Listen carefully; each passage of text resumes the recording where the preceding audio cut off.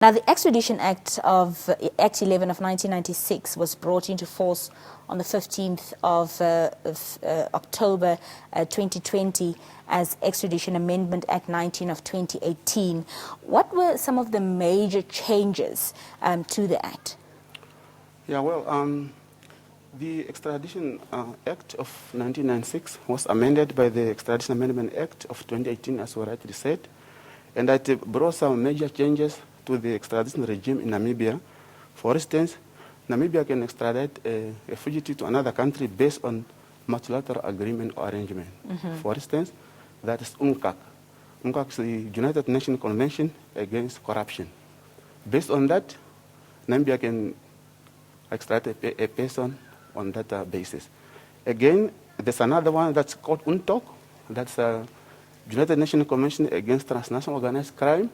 We can also extradite a person based on that arrangement. Those are the multilateral arrangements that were brought in by the new legislation. So it was not there before, but now we can do that. So some changes also that were brought into by this new amendment is the citizen of the Namibian citizen who have committed extraditable offenses elsewhere and came back to Namibia may also be tried and convicted in Namibia based on the evidence on what they committed elsewhere.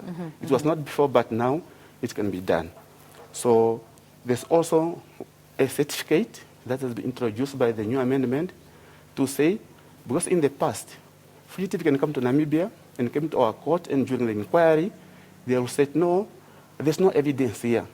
So then it led us to dwell in to prove the innocence of the person, and that certificate of innocence, it can be provided by the prosecuting authority of the country that make a request to say we have got sufficient evidence that warrant the prosecution for that individual. Based on that, so we can just extradite a person without dwelling, proving the innocence of that person in Namibia. That's one of the major developments that were brought in. And thirdly, there's also a bail issue. In the past, if the person is committed to the prison, pending the minister's decision so that he can go to that country, may not be getting bail. But now, that person may get bail pending the decision of the minister to grant a decision for him to be extradited. So he's a bail candidate. He can be released on bail pending the decision of the minister. So those are some of the new issues or new mechanisms that were brought by the Extradition Amendment Act of 2018. Of 2018. Yes. Mr. Nepunda, what mandatory grounds are in place, for refusal to extradite? So thank you. In terms of our Extradition Act, that's Section 5 of the Act, make provision for grounds upon which extradition requests can be refused. So these are listed. There are court restrictions on return.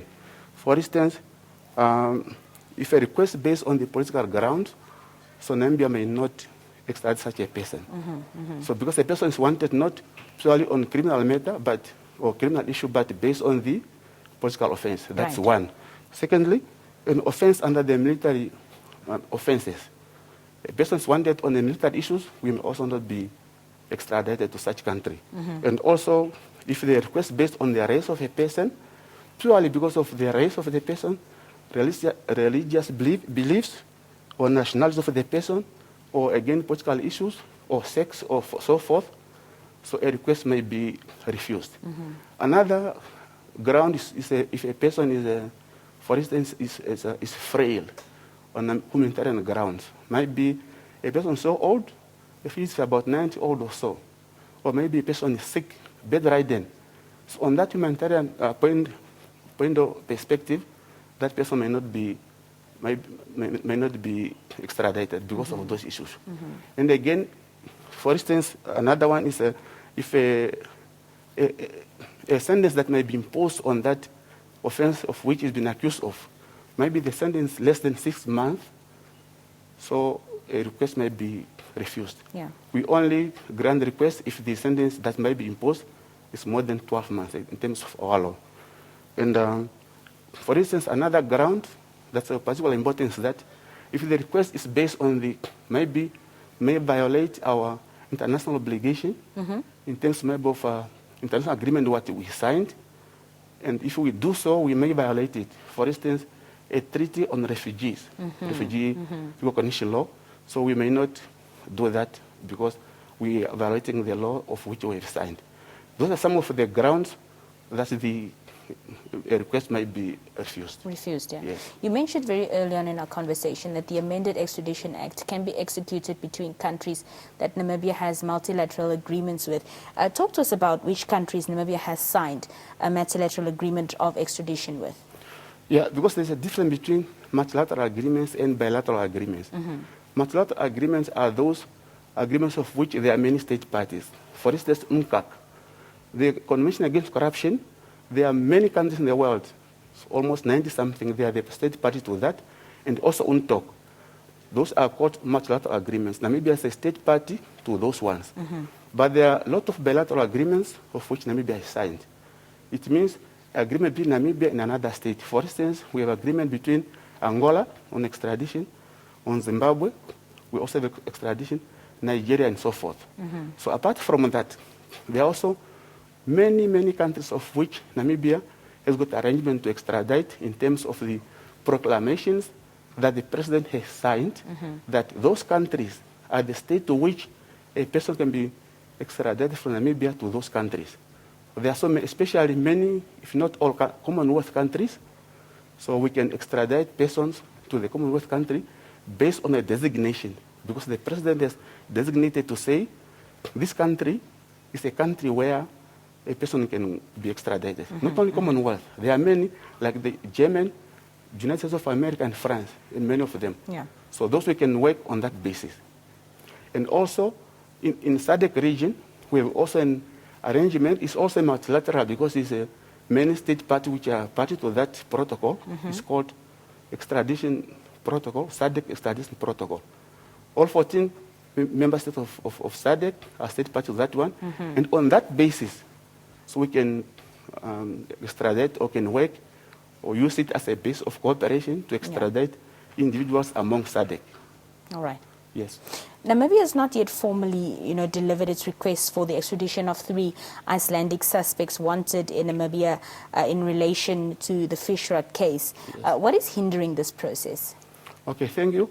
So in terms of the request to Iceland, so we have started with the extradition process. The request, we are busy with it. It has been taken time because extradition by nature are very technical. And they might take months, if not years. So currently there's a discussion and engagement between our office, the Ministry of Justice, because we are the central authority that deal with the Central Authority for Extradition and Mutual Legal Assistance. We are busy with the Office of the Prosecutor General to discuss issues that might contain in the request. Because you may not just send a request for the sake of doing that. You may send it and return back because you did not comply with the laws of that country that's being requested. So we have to make sure that all the issues that are, or aspects or legal issues that must be covered must be in there. Because we send it and tomorrow's back. So once we are done with all those technical issues, so we can happily send it.